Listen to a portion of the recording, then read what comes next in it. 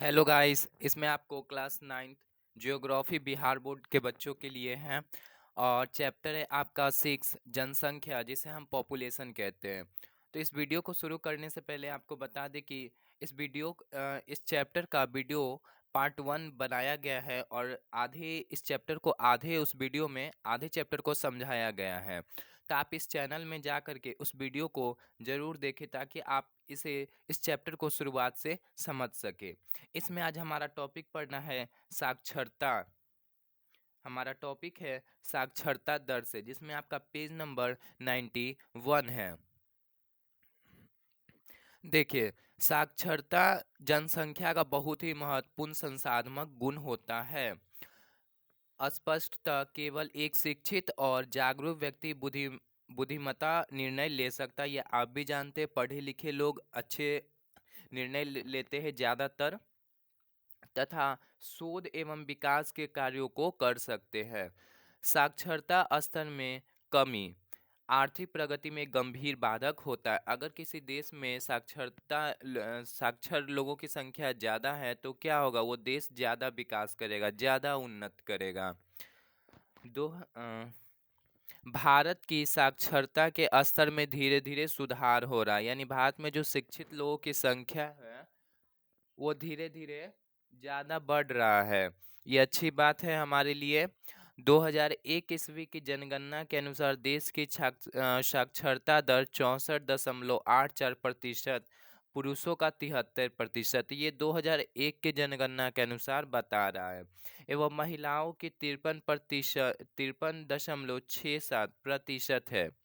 परंपरागत मान्यताओं के कारण महिलाओं की साक्षरता दर कम है। शुरुआत से क्या हो रहा है कि महिलाओं को ज़्यादा पढ़ने लिखने की आज़ादी नहीं दी जा रही है। पहले क्या होता था कि जो बच्चियां होती थी, उन्हें मध्यम क्लास तक ही, 8 क्लास तक ही पढ़ाकर छोड़ दिया जाता था, क्योंकि उच्च विद्यालय बहुत दूर दूर तक होते थे। ठीक है, लेकिन आज क्या है कि महिलाएं भी विदेशों में जा कर के पढ़ रही है। तो धीरे धीरे क्या हो रहा है, शिक्षित साक्षरता में हमारे देश में सुधार हो रही है। लेकिन पहले ऐसा नहीं था। वही कह रहा है कि परंपरागत मान्यताओं के कारण महिलाओं की साक्षरता दर कम है। पहले क्या था, महिलाओं को उतना पढ़ने नहीं दिया जा रहा था, दूर के कारण। लेकिन इसमें तेजी से सुधार हो रहा है। व्यवसायिक संरचना आर्थिक रूपों से क्रियाशील जनसंख्या का प्रतिशत विकास का एक महत्वपूर्ण सूचक है। विभिन्न प्रकार के व्यवसायों के अनुसार किए गए जनसंख्या के कार्य वितरण के व्यवसायिक संरचना कहते हैं। व्यवसायों को सामान्यतः प्राथमिक, द्वितीय एवं तृतीय श्रेणियों में वर्गीकृत किया गया है। व्यवसाय यानी कामों को कितने तीन भागों में बांटा गया है: प्राथमिक, द्वितीय और तृतीयक। प्राथमिक व्यवसाय के अंतर्गत कृषि, पशुपालन, वृक्षारोपण, मछली पालन तथा खनन जैसी क्रियाएं शामिल है। प्राथमिक व्यवसाय क्या होता है? वो पूरी तरह से वो प्राकृतिक पर निर्भर होता है। व्यवसायों को 3 भागों में वर्गीकृत किया गया है, बांटा गया है। प्राथमिक व्यवसाय में क्या होता है कि प्राथमिक क्षेत्रीय व्यवसाय पूरी तरह से कृषि गतिविधि और प्रकृति और पर्यावरण पर निर्भर होती है। जैसे इसमें आपका आ जाएगा कृषि, पशुपालन और मछली पालन। ये क्या है? पूरी तरह से प्रकृति और पर्यावरण पर निर्भर है। द्वितीय क्षेत्र में, यह व्यवसाय में कच्चे माल को वस्तुओं में बदलना शामिल है। इसमें क्या होता है कि कच्चे माल को दूसरे वस्तुओं में चेंज किया जाता है। इसमें जैसे कि उद्योग और भवन निर्माण आ जाएंगे। उद्योग में क्या होगा, जैसे कि आपके पास गन्ना है, ठीक है, तो गन्ना को क्या हुआ, चीनी में चेंज कर दिए। तो ये क्या हो गया आपका द्वितीय व्यवसाय। इसमें नए नए वस्तुओं का निर्माण किया जाता है। तीसरा है आपका तृतीयक व्यवसाय। व्यवसाय को सेवा क्षेत्र में रखा जाता है। यह क्षेत्र आम जनता और व्यवसायों की क्या करते हैं, सेवाएं प्रदान करते हैं। जैसे आपका हो गया परिवहन, यातायात, संचार यानी सूचना सुविधा, ये सब। ठीक है, तो ये क्या हो गया, सेवा क्षेत्र, तृतीय क्षेत्र को कहते हैं। प्राथमिक क्षेत्र क्या है, पूरी तरह से प्राकृतिक पर निर्भर है, जैसे कृषि और पशुपालन। द्वितीय क्षेत्र में क्या होती है कि एक वस्तु को दूसरे वस्तु में चेंज कर दिया जाता है, यानी दूसरे वस्तुओं का इसमें निर्माण होता है। जैसे आपका उद्योग, फैक्ट्री हो जाएंगे। प्राथमिक व्यवसाय के अंतर्गत कृषि, पशुपालन, वृक्षारोपण एवं मछली पालन तथा खनन जैसी क्रियाएं शामिल है। ये प्राथमिक व्यवसाय के अंतर्गत। द्वितीयक क्रियाएं कलापों में उत्पादन करने वाले उद्योग, भवन एवं अन्य निर्माण कार्य आते हैं। तृतीयक क्रियाकलापों में परिवहन, संचार, वाणिज्य, प्रशासन तथा विविध प्रकार की सेवाएं आती है। प्रशासन भी हमें सेवाएं प्रदान करते हैं, तो ये क्या है, तृतीय व्यवसाय के अंतर्गत आते हैं ये सब। विकसित एवं विकासशील देशों में विभिन्न क्रियाकलापों में कार्य करने वाले लोगों का अनुपात अलग अलग होता है।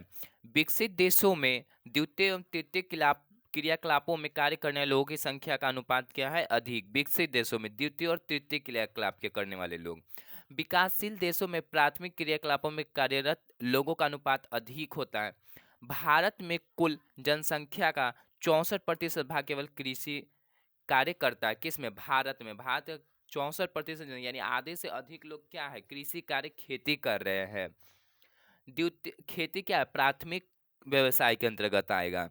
द्वितीयक एवं तृतीयक क्षेत्रों में कार्यरत लोगों की संख्या का अनुपात क्रमशः 13 तथा 20% है। स्वास्थ्य, देखिए हम लोगों के लिए, सबके लिए जो स्वास्थ्य का अच्छा होना बहुत जरूरी है। जब हम लोग स्वस्थ रहेंगे तभी हम किसी काम को सही ढंग से कर पाएंगे। हमारा माइंड स्वस्थ रहेगा तभी हमारा शरीर भी स्वस्थ रहेगा। स्वास्थ्य आबादी विकास की प्रक्रिया को भी स्वस्थ एवं प्रभावकारी बनाता है।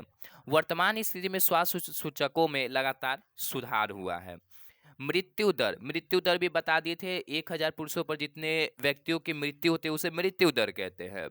तो जो 1991 प्रति 1025 थे, यानी 1000 पुरुषों पर 25, और 2001 में घटकर प्रति 1008.1 रह गई है। औसत आयु जो कि 1991 में 36.7 वर्ष थी, तो 2001 में 64.6 वर्ष हो गई।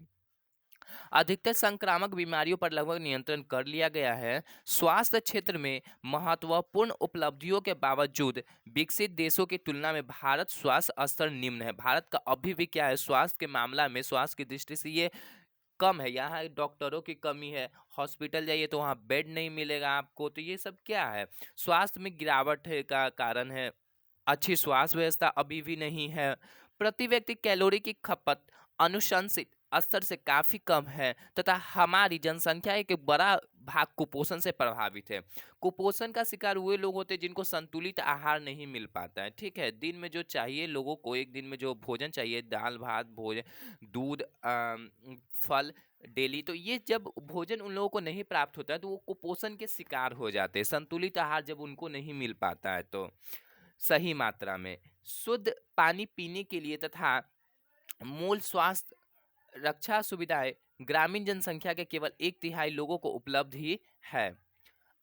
अतः भारत के लिए आवश्यक है कि जनसंख्या प्रबंधन को राष्ट्रीय नीतियों में प्राथमिकता दे।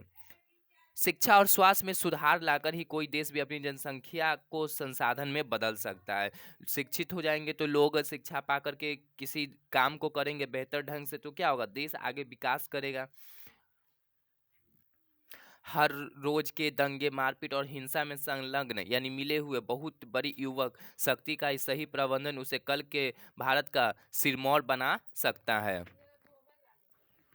जनसंख्या वृद्धि के दुष्प्रभाव, अब देखिए दुष्प्रभाव क्या होता है जनसंख्या वृद्धि के। विस्फोटक जनसंख्या वृद्धि के दुष्प्रभाव बहुआयामी है। स्वतंत्रता के बाद भारत के खाद्य उत्पादन, रोजगार के अवसरों और औद्योगिक संरचना में भारी वृद्धि हुई, यानी बेरोजगारों की संख्या बढ़ गई है, रोजगार की कमी हो गई। लेकिन इसके बावजूद बढ़ती जनसंख्या के ही कारण भारत विकास की इन ऊंचाइयों को विकसित राष्ट्र में तब्दील नहीं कर सका। आज भी भारत में आधे से अधिक बच्चे कुपोषण के शिकार है। अभी भी प्रति व्यक्ति खाद्य उपलब्धता 450 ग्राम प्रतिदिन से कम है। विश्व में सर्वाधिक निरक्षर यानी अनपढ़ और सर्वाधिक बेरोजगार भारत में। ये देखिए, निरक्षर यानी अनपढ़ लोग और बेरोजगार यानी जिनको रोजगार नहीं है, कोई काम में नहीं लगे हुए, सबसे अधिक भारत में ही है। इसीलिए भारत क्या करते हैं, भारत के लोग काम करने के लिए विदेशों में जाते हैं, दुबई में जाते हैं। निरक्षर और बेरोजगार का यह समूह स्वतंत्र भारत की विस्फोटक जनसंख्या वृद्धि का परिणाम। ये सब किसके कारण हुआ, जनसंख्या विस्फोट के कारण हुआ। जनसंख्या के बढ़ने के कारण ये कारण उत्पन्न हुए भारत में। आज भी कृषि भूमि पर जनसंख्या का दबाव लगातार बढ़ रहा है। अब क्या हो रहा है कि कृषि वाला भूमि पर भी लोग अब क्या कर रहे हैं, घर बना रहे। कृषि वाला खेत जगह कम होते जा रहा है क्योंकि अधिकतर जनसंख्या गाँव में रहती है। भूमि सीमित है और इसका उपयोग करने वाले लोगों का आकार क्या हो रहा है, बृहद हो गया है। जमीन तो नहीं बढ़ रहा है लेकिन लोगों की संख्या क्या हो रही है, बढ़ रही है धीरे धीरे। परिणाम स्वरूप वैसे भूमि पर भी कृषि, पशुचारण और अधिवास का दबाव पड़ने लगा। यानी अब खेती वाला भूमि पर भी लोग घर बनाना स्टार्ट कर दिए, क्योंकि लोगों की संख्या बढ़ रही, लेकिन जमीन तो उतना ही अभी भी बताएं जो प्रकृति के नियमों के अनुरूप पारिस्थितिक संतुलन के अंग थी। भारत के वनीय क्षेत्र, मरुस्थलीय क्षेत्र और नम भूमि में लगातार कमी आ रही है। कभी हिमालय पर्वतीय क्षेत्र जैविक विविधता का भंडार गिरी था, आज हिमालय के राज्यों में तीव्र जनसंख्या वृद्धि, पर्यटन विकास, धार्मिक यात्राओं में वृद्धि, उद्योग और नगरों में बढ़ते विकास का कारण जम्मू कश्मीर, हिमाचल प्रदेश और सिक्किम जैसे राज्यों में 40% से भी कम भूमि पर वन है। अब क्या हो गया, भूमि पर वनों का जो विस्तार है वो बहुत कम हो गया है। भारत में देखिए किसी भी क्षेत्र में 33% वन चाहिए उस क्षेत्र का, लेकिन भारत में अभी भी कम है। 22 से 23% ही भारत के जमीन पर जंगल है। क्योंकि जनसंख्या बढ़ रहा है तो वो सब चीज़ क्या हो रहा है, जंगलों को काट करके लोग पर्यटन के लिए उसको बना रहे, रेल पटरी बिछा दे रहे। 1960 के दशक में जब हरित क्रांति का आगमन हुआ तो पंजाब, हरियाणा और उत्तरी राजस्थान के अर्ध मरुस्थलीय क्षेत्रों में आधुनिक कृषि का विकास हुआ। इससे खाद्य पदार्थों के मामलों में लगभग आत्मनिर्भर हो गया, लेकिन मृदा प्रदूषण और पारिस्थितिक अंशोधन में चुनौती हो गई। मतलब कि अन्न में तो ये डिपेंडेंट हो गए खुद पर भारत, लेकिन क्या हो गया, पारिस्थितिक असंतुलन की चुनौती छोड़ गई। पारिस्थितिक तंत्र का भी संतुलन होना बहुत जरूरी है। इसी प्रकार ग्रामीण जनसंख्या में भारी वृद्धि के कारण ग्रामीण नगरीय स्थानांतरण की प्रक्रिया तीव्र हो गई। अब क्या हो रहा है कि जनसंख्या बढ़ने के कारण गांव के लोग अब नगरों में आना, बसना और रहना शुरू कर दिए, क्योंकि वहाँ रोजगार कम है। गांव में, नगरों में ग्रामीण गरीबों की बढ़ती हुई भीड़ से अनौपचारिक व्यवस्था, मलिन बस्ती, झुग्गी झोपड़ी और अतिक्रमण बस्ती विकास ने नगरीय नगरीय परिस्थितिक को बर्बाद कर दिया। वर्तमान समय में मुंबई विश्व का दूसरा सबसे बड़ा नगर बन चुका है। यहाँ प्रतिवर्ष औसतन 3 से 4 लाख बाहर से आकर बसते हैं, यानी रोजगार के चलते आते हैं। बम्बई में, बेंगलोर में, चेन्नई में। इसका मूल कारण जनसंख्या विस्फोट ही है। गरीबी, बेरोजगारी, निरक्षरता और कुपोषण, 4 ऐसे स्तंभ जो विकासशील भारत के लिए सबसे बड़ी चुनौती है। अगर ये सब में भारत ये सब को दूर कर दे, खत्म कर दे, तो ये भारत भी क्या होगा, विकासशील देशों में गिना जाएगा। इनकी जड़ें जनसंख्या विस्फोट के आधारभूत संरचना पर आधारित है। राष्ट्रीय जनसंख्या नीति, जनसंख्या विस्फोट से उत्पन्न हो रही समस्या को ध्यान में रखकर प्रथम पंचवर्षीय योजना आपका 1991 में स्टार्ट हुआ था और ये 5 साल 1956 में खत्म हुआ था।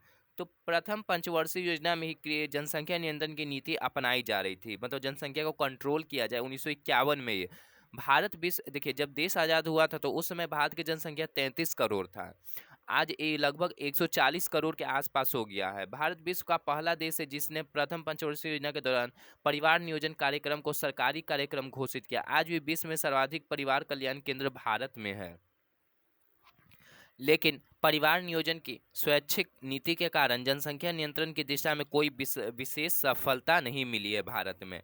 अतः 1976 ईस्वी में राष्ट्रीय स्तर पर जनसंख्या नीति की घोषणा की गई, जिसमें लड़के और लड़कियों के विवाह की आयु न्यूनतम 21 और 18 वर्ष रखा गया, लेकिन अभी क्या है, बढ़ा दिया गया है दोनों का उम्र। केरल जैसे राज्य में साक्षरता को प्राथमिकता देकर जनसंख्या नियंत्रण का अप्रत्यक्ष प्रयास प्रारंभ किया गया है। इसमें भारी सफलता भी मिली है केरल में। इस सफलता को आधार मानकर 8वीं पंचवर्षीय योजना से अप्रत्यक्ष कार्यक्रमों को अधिक महत्व दिया जा रहा है। इसमें महिलाओं के सशस्त्रीकरण, रोजगार की संभावना का सृजन, गरीबी निवारण, द्वितीयक और तृतीयक रोजगार में लगे हुए लोगों के लिए प्रोत्साहन और हतोत्साहन की नीतियाँ तथा जनसंख्या के आधार पर 2026 ईस्वी तक लोकसभा, राज्यसभा, विधानसभा की सीटों में वृद्धि न करने का निर्णय अधिक कारगर साबित हो रहा है। 2001 की जनसंख्या नीति में स्पष्ट किया गया है कि 2045 तक भारत की जनसंख्या स्थिर हो जाएगी। वस्तुतः भारत की जनसंख्या नीति छोटा परिवार, सुखी परिवार की नीति पर आधारित है। चलिए आइए अब इस चैप्टर के MCQ क्वेश्चंस को देखते हैं। भारत में सर्वाधिक साक्षरता दर किस राज्य का है, तो केरल का है। और पूछेगा कि सबसे कम साक्षरता दर भारत के किस राज्य का है, तो आंसर हो जाएगा आपका बिहार का। भारत की औसत आयु संरचना क्या है, तो इसका आंसर हो जाएगा आपका 64.6। 2001 की जनगणना के अनुसार 1000 पुरुषों पर महिलाओं के अनुपात क्या है, तो 933 है। भारत का औसत जनसंख्या घनत्व प्रति वर्ग किलोमीटर क्या है? तो 325 इसका आंसर हो गया। और आगे आपको नेक्स्ट वीडियो में लघु उत्तरीय प्रश्न और दीर्घ उत्तरीय प्रश्न का सेपरेट वीडियो वीडियो में बताया जाएगा। ऐसे ही हमारे चैनल में बने रहे। Thanks for watching my video guys.